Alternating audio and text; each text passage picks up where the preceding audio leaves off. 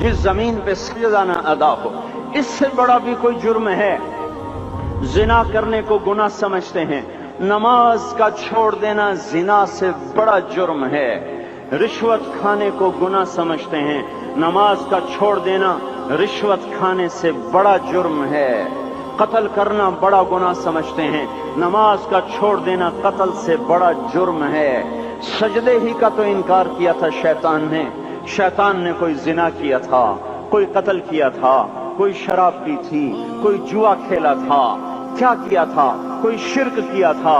شیطان سجدے کا انکاری ہوا، ایک سجدے کا انکار کر کے وہ ہمیشہ کے لیے مردود ہو گیا۔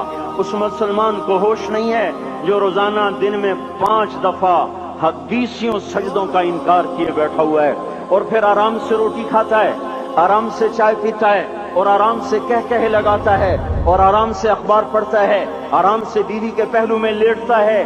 ایک سجدے کا انکار ہو کر شیطان ہمیشہ کے لیے مردود ہوا۔ جس نے فجر کا انکار کیا سجدوں کا، پھر ظہر کے سجدوں کا مذاق اڑایا، پھر عصر کا مذاق اڑایا، پھر مغرب اور عشاء کا مذاق اڑایا۔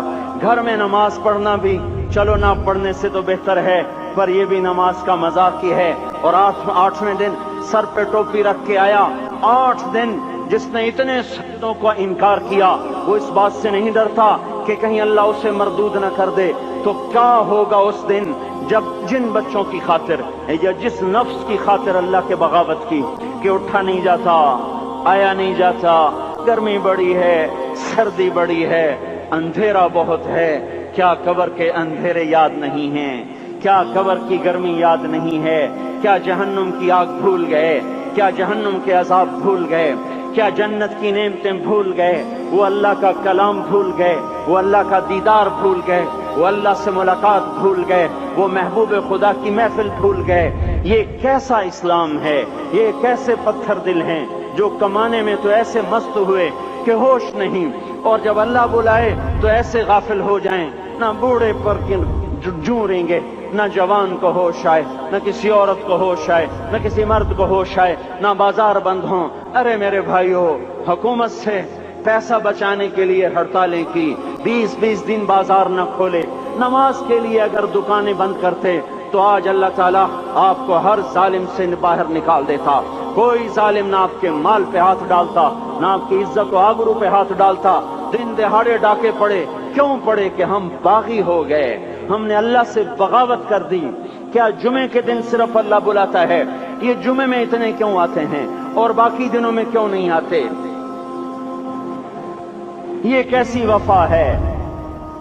اور ایسا وفاؤں والا اللہ کہ زمین بولے اے اللہ اجازت دے میں گلستان کالونی کو نگل جاؤں، سمندر بولیں مولا اجازت دے ہم چڑھ جائیں، فرشتے بولیں اے اللہ اجازت دے ہم انہیں ہلاک کر دیں، اور جس کے سجدے کا انکار ہوا پڑا، جس کا 8 بازاروں میں جس کی شریعت کا مذاق اڑایا جا رہا، وہ جس کوئی غیرت خود جوش میں آ رہی کہ یہ میرے بنے ہوئے گندے پانی کے بنے ہوئے نطفے سے بنے ہوئے، میری غذا کھا کر، میرا رزق کھا کر، میری ہواؤں سے زندہ، میرے پانیوں سے زندہ، میری روٹی سے زندہ، میرے دیے ہوئے گوشت سے زندہ، میرے دیے ہوئے نظام سے زندہ، یہ میرے ہی منکر بن گئے۔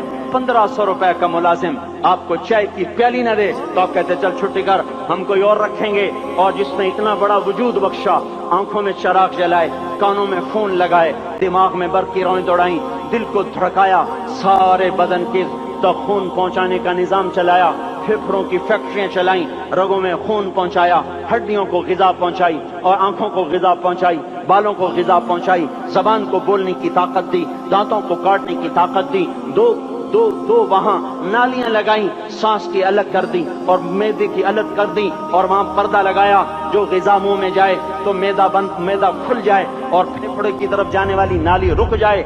جو اللہ اتنی حفاظت کرے کہ آپ کا لقمہ آپ کے معدے میں جائے، وہ دو ہی تو یوں ساتھ ہیں بالکل یوں ایک ساتھ، اور وہ اللہ اتنی طاقت والا کہ سانس کی نالی بند کرے اور معدے کی نالی کا منہ کھولے اور غذا کو منہ میں سے گزار کر وہ معدے میں پہنچائے، پھر ایک زبردست طاقتور نظام چلائے، اس کو توڑ کے آنتوں میں پہنچائے، پھر کروڑوں قسم کی فیکٹریوں کو حرکت دے اور اس میں سے خون کو کھینچے، غذاؤں کو کھینچے، پھیپھڑے کو غذا، خون کو غذا، خون خود غذا لے کے چل رہا، آنتوں کو غذا، دماغ کو غذا، ہڈیوں کو غذا، ناخن کو غذا۔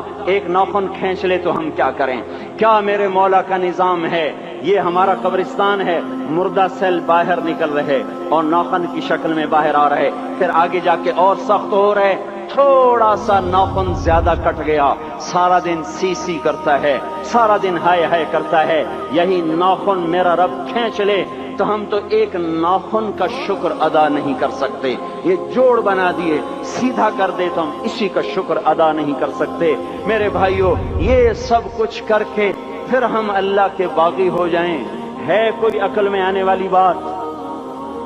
ہے کوئی سوچ بچار کی بات کہ 1500 صرف دیے اور اس نے چائے کی پیالی نہ دی تو نکال دیا، اس نے گاہک کو ڈیل نہیں کیا تو نکال دیا، اور یہ وجود کہاں سے خرید کے لائے؟ یہ زمین کس نے بچھا کے دی؟ والارض وضعها للانام، اے میرے بندو میں نے ہی تو تمہیں بنا کے دی۔ فاکہۃ، دیکھو میں نے تمہارے لیے پھل نکالا،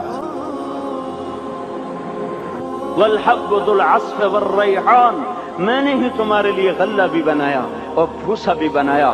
فبأي آلاء ربكما تكذبان، میری کیوں نعمتوں کو جھٹلاتے ہو؟ کیوں میرے باغی بنتے ہو؟ کس کس کا انکار کرتے ہو؟ دیکھتے نہیں ہو رب المشرق والمغرب، رب المشرقین والمغربین، میں تمہارے مشرق کا بھی رب ہوں، مغرب کا بھی رب ہوں، شمال کا بھی رب ہوں، جنوب کا بھی رب ہوں۔ فبأي آلاء ربكما تكذبان، پھر بھی تم میرے باغی ہو گئے، پھر بھی مجھے میری نعمتوں کو جھٹلاتے ہو۔